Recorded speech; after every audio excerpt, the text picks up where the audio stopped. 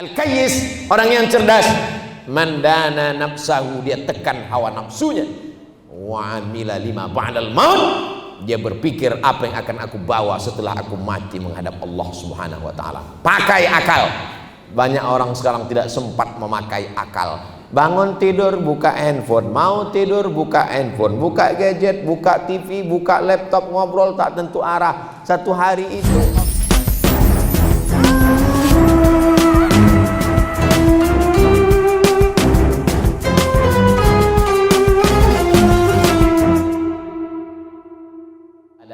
bagaimana dengan orang tua yang mensyukuri calon menantu yang baik, anak muda, sholatnya nggak tinggal, hanya saja kekurangannya pada rezekinya saja. Idza ja'akum man tardawna dinahu wa khuluqahu. Kalau datang ke rumahmu, Bu, kalau datang ke rumahmu, Makcik, kalau datang ke rumahmu, Pak, kalau datang ke rumahmu, Om, seorang laki-laki, tardawna dinahu, baik agamanya, wa khuluqahu, baik akhlaknya, fazawwijuhu, nikahkan dia dengan anak gadismu. Kalau tidak kau nikahkan, takun fitnatun fil ardi wa fasadun arid, akan terjadi kerusakan yang maha dahsyat. Maka syukuri, ini nikmat besar. Tidak semua orang bisa didatangi begini. Jangan sampai nanti setelah pilih dapat pecandu narkoba, mabuk sakau, anaknya nggak tahan, nangis, undang ustadz, mau mediasi. Apa yang mau dimediasi? Dia galau. Ustadz ceramah, marilah kita takut kepada Allah. Dia senyum sendiri. Rupanya dia sakau. Saya berapa kali bolak-balik dipanggil orang, Ustadz Somad, besok kita datang ya ke rumah makan. Acara apa? Saya mau ketemu dengan Ustadz bawa anak saya. Oh, saya nggak mau di rumah makan, nanti kena fitnah. Di mana? Di masjid.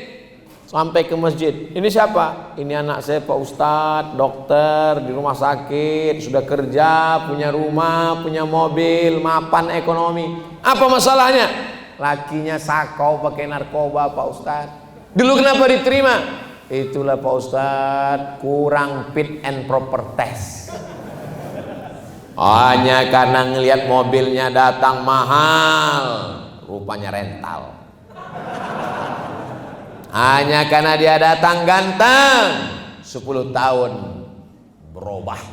Tapi ada satu yang kekal abadi, tak lapuk karena hujan, tak lekang karena panas. Apa dia? Din, agamanya. Wa khuluqahu, akhlaknya.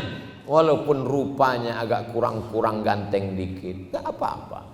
Walaupun rezekinya agak kurang-kurang dikit, ia kunu fuqara, kalau dia fakir, kalau dia susah, yughnihimullah, Allah akan memberi dia rezeki. Allah memberi rezeki. Ya Razzaq, wahai engkau memberikan rezeki. Ini sekarang orang sudah rusak pandangannya. Asalkan kaya, punya jabatan, status sosial di masyarakat hebat, terima. Dia tak tahu bahwa anak perempuanmu belum tentu bahagia dengan itu semua. Yang saya omongkan ini betul apa salah?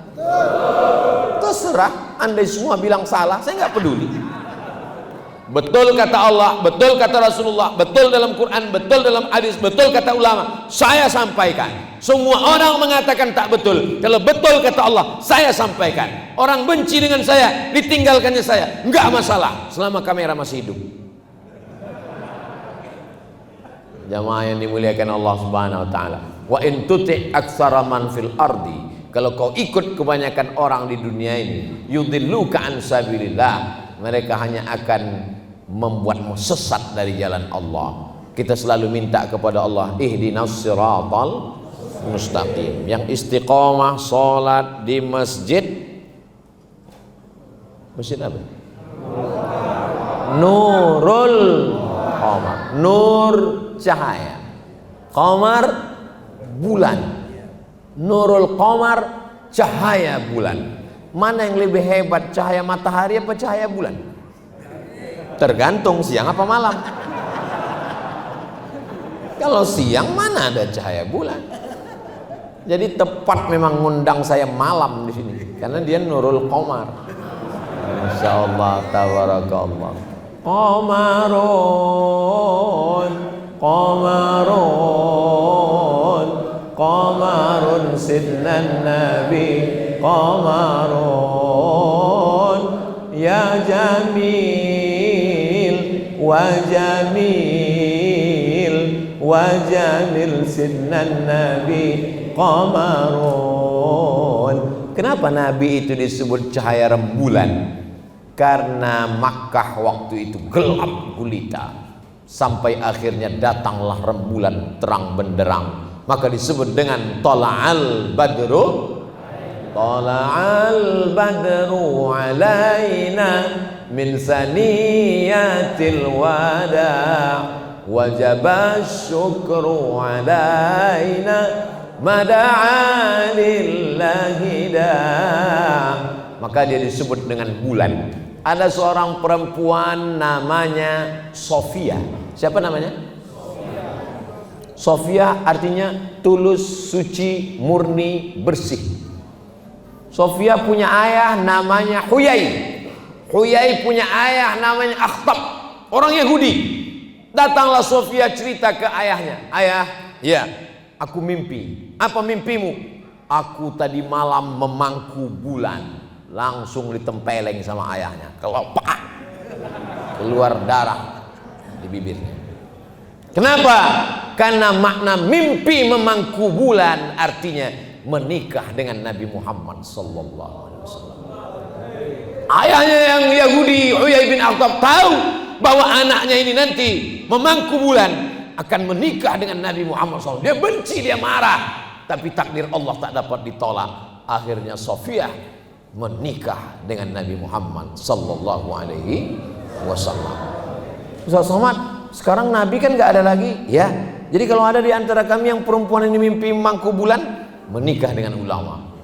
Kenapa? Karena al ulama warasatul anbiya, ulama pewaris para nabi. Saya nggak maulah punya mantu ulama, Pak Ustadz. Kenapa? Ulama itu kan SAG, sarjana alam gaib. Kamu jangan sekolah agama, kamu jangan masuk pesantren, nanti mau makan apa? Seorang anak sekolah agama numpang di rumah tantenya, karena dia dari kampung merantau ke kota, numpang di rumah tante. Lihat tuh anak tante SH, lihat tuh anak tante SE, lihat tuh anak tante dokter. Ngapain kamu sekolah agama? Mau makan apa? Hari berganti, musim berubah. Sekarang apa yang terjadi? Si tante numpang di rumah keponakannya yang sekolah agama. True story, kisah nyata. Kenapa? Anak yang jadi hebat, yang kaya, tak peduli karena tak tahu agama. Rupanya rezeki dijamin Allah. Keponakan yang dulu diejek, diremehkan, sekolah pesantren, nasibnya baik, dibukakan Allah rezeki, punya pondok pesantren, santrinya ribuan. Sekarang bahagia, numpang di rumah keponakan. Bisa dibuatkan sinetronnya. Judulnya Tante Durhaka. Banyak orang sekarang lambungnya dekat dengan otaknya. Diciptakan Allah otak itu di atas, lambung itu di bawah. Enggak Pak Ustadz, kawan saya lambungnya di bawah, otaknya di bawah juga. Tuh, kok bisa otaknya di bawah? Di sini Pak Ustadz. Otak itu ditinggikan di atas, jantung di tengah, lambung di bawah. Jangan kau satukan antara otak, jantung dan lambung, sehingga yang kau pikirkan lambung, yang kau renungkan lambung. Sehingga orang kalau kenalan pertama, kau kerja di mana? Kau makan apa? Gajimu berapa? Kau makan apa? Kalau hidup cuma untuk makan, bagus kau jadi kucing Anggora. Kasih makan, lapar kasih makan, lapar mati. Hidup ini adalah perjuangan. Hidup ini adalah pilihan. Hidup ini adalah syukur. Mensyukuri nikmat akal. Afala ta'qilun? Kenapa kau tidak berpikir? Afala tatafakkarun? Kenapa kau tidak merenung? Afala tadabbarun al-Quran? Kenapa tidak memikirkan Al-Quran? Akal mesti disyukuri. Aku sekarang hidup di mana? Di dunia. Berapa lama? 63 tahun. Itu kalau ikut Nabi. Tapi kalau tidak ikut Nabi, bisa lebih cepat. Yang akan aku bawa nanti ke apa? Kepada Allah sebagai bekal. Yauma la yanfa'u malun wala banun. Hari itu tak ada guna harta, tak ada guna anak. Illa man atallah, kecuali orang yang datang menghadap Allah biqalbin salim, dengan hati yang bersih. Al-Kayyis, orang yang cerdas, mandana nafsahu, dia tekan hawa nafsunya.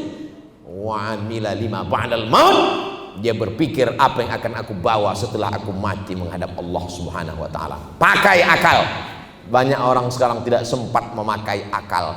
Bangun tidur buka handphone, mau tidur buka handphone, buka gadget, buka TV, buka laptop, ngobrol tak tentu arah. Satu hari itu otaknya off. Untung Allah masih sayang. Kalau Allah nggak sayang tertulis di sini off. Nggak pernah di on kan sama sekali. Dia tidak berpikir aku ini hidup berapa lama, punya istri, punya anak yang sayang-sayang ini kan karena aku masih hidup, masih bernyawa. Kalau nanti tiba-tiba malaikat maut mencabut nyawa, aku terbaring kaku, membisu, tak bersuara. Semuanya menangis. Papa, kenapa begitu cepat kau pergi, warisan belum dibagi? Ternyata pernah ikut membangun Masjid Nurul Qamar. Allahu Akbar. Saya Pak Ustadz, Masjid Nurul Qamar itu saya nggak ikut membangunnya. Terus, tapi saya sempat membelikan AC-nya Pak Ustadz. Satu di kanan, satu di kiri. Padahal masjid ini sebesar ini, panasnya minta ampun. Masjid ini sebetulnya tidak panas, tapi karena masyarakatnya udah penuh membludak, itulah yang membuat ini udah over capacity. Udah bagus masjid ini, tinggi, ada kubahnya, lampunya cantik. Ini minta tolong tim foto ini, nanti mau saya tiru, bagus, cantik macam Masjid Nabawi, luar biasa. Ah ini udah ada. Sebetulnya saya mau minta foto di sini. Kenang-kenangan masjidnya. Tadi dari depan kita suuzon nengok masjid. Depan, kecil kali masjidnya. Sampai ruko, masuk ke dalam rupanya. Jangan lihat dari casingnya. Masuklah ke dalam. Jadi nanti kalau ada orang dari Balikpapan cerita, kayak mana masjid-masjid di Balikpapan? Masjid Balikpapan itu di samping ruko kecil, dijamin belum pernah masuk Masjid Nurul Qamar. Kalau dia masuk ke dalam, Ustaz Somad pernah di Masjid Nurul Qamar, itu ketahuan belum nonton di YouTube. Syukuri nikmat handphone. Dengan apa? Silaturahim. Dengan apa? Nonton ceramah. Dengan apa? Meliput ulama. Dengan apa? Mendengarkan suara Quran. Mendengarkan apa? MP3 para qari. Dengan apa? Ada program Quran, baca Yasin, baca surat Al-Kahfi. Nikmat handphone, disyukuri semuanya. Bendanya sama, dia bisa jadi nikmat, dia bisa jadi laknat. Kamera, ini kamera yang ada di Masjid Nurul Qamar malam ini adalah kamera nikmat semuanya. Tapi kalau kamera ini hanya dipakai untuk mengambil gambar maksiat, hanya untuk mengambil perbuatan yang tak diridhai Allah, bendanya sama, dari rahmat berubah menjadi laknat. Tuh motor-motor yang parkir di luar, itu motor-motor yang rahmat, yang disyukuri semua. Kenapa? Dengan punya motor dia bisa ke masjid. Dengan pakai motor dia bonceng temannya untuk sholat ke masjid. Dengan punya motor dia sudah sampai ke masjid sebelum azan berkumandang, sudah duduk. Azan jam 12, jam 11 dia sudah sampai. Pas ditanya, kok cepat kali datang? Salah tengok jam.